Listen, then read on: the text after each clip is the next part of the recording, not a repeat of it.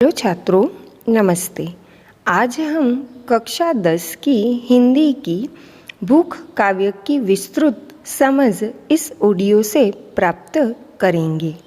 काव्य का गहन अध्ययन करें उसके पहले काव्य के रचनाकार श्री सर्वेश्वर दयाल सक्सेना के बारे में थोड़ी जानकारी प्राप्त कर लें। श्री सर्वेश्वर दयाल सक्सेना हिंदी भाषा के प्रसिद्ध कवि एवं साहित्यकार थे।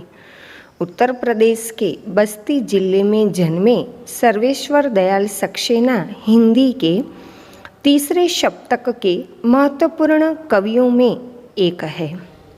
खूंटियों पर टंगे लोग काव्य संग्रह के लिए उन्हें साहित्य अकादमी पुरस्कार भी मिला है।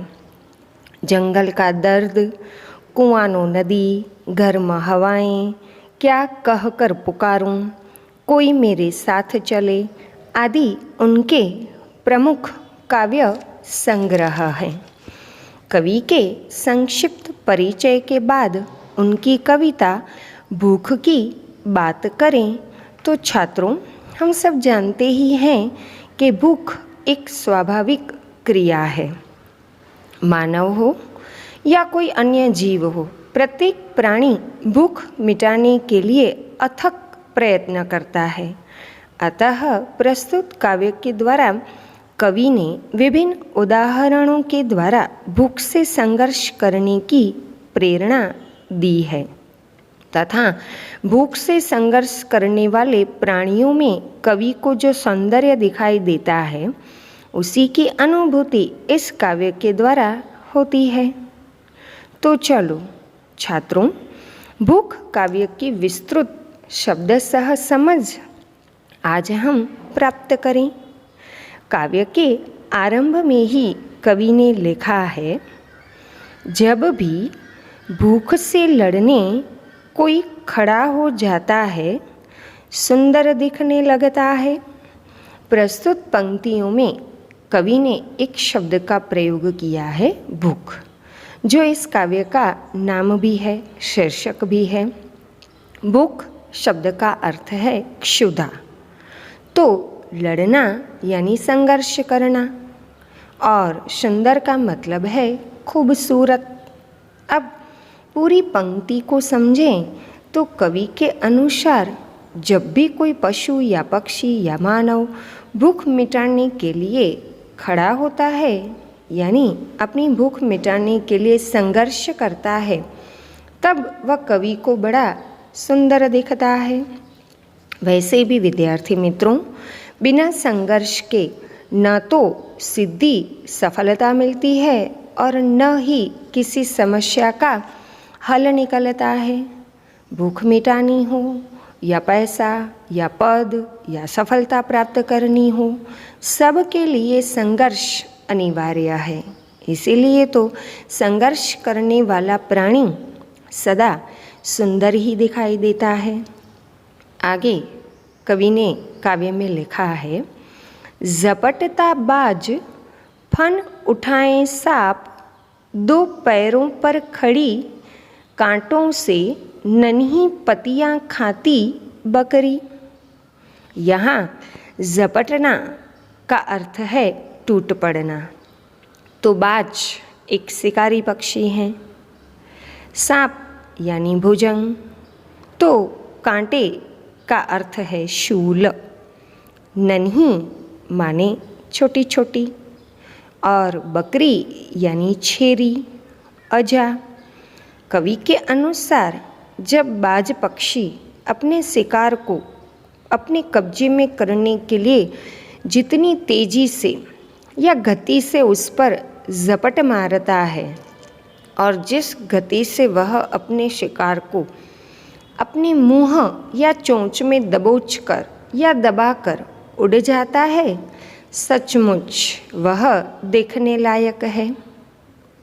ठीक इसी तरह अपने शिकार पर वार या प्रहार करने के लिए फन उठाए सांप का आक्रामक रूप भी कवि को बड़ा सुंदर दिखता है। तो जब कोई बकरी अपनी भूख मिटाने के लिए दोनों पैरों पर खड़ी होकर कांटों के बीच से नन्ही नन्ही छोटी छोटी पत्तियां खाने के लिए जब संघर्ष करती है तो वह कवि को बड़ा सुंदर और अनूठा लगता है। आगे कवि ने लिखा है, दबे पांव झाड़ियों में चलता चीता, डाल पर उल्टा लटक फल कुतरता तोता, या इन सब की जगह आदमी होता। जब भी भूख से लड़ने कोई खड़ा हो जाता सुंदर दिखने लगता।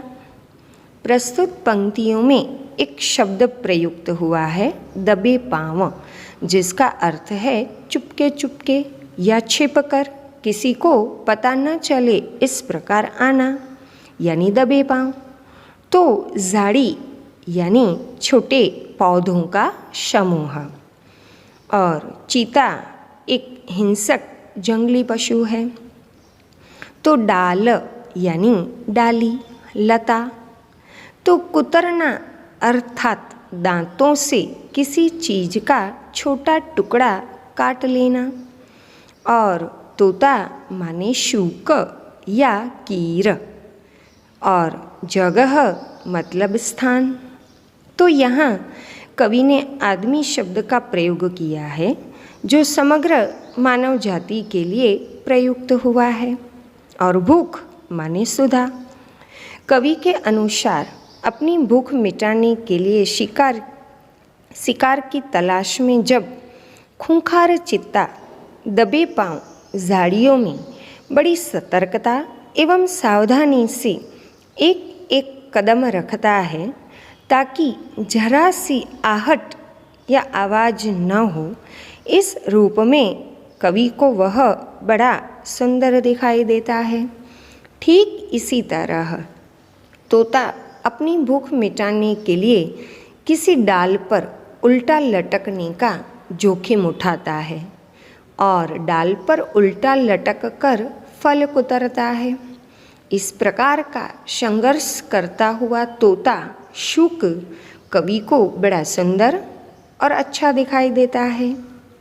कवि कहते हैं कि इन सब की जगह यदि भूख से लड़ने के लिए जब कोई मानवी या आदमी संघर्ष करता है, अपनी भूख मिटाने के लिए जब मानव जी जान से लग जाता है, तो वह कवि को बड़ा सुंदर दिखाई देने लगता है।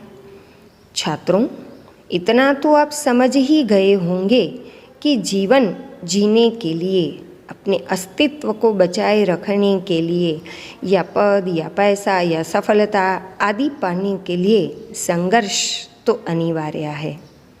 तो छात्रों, आप भी जीवन में आगे बढ़ने के लिए संघर्ष करते रहिए और सफलता प्राप्त करें। उम्मीद है यह काव्य आप अच्छे से समझ गए होंगे।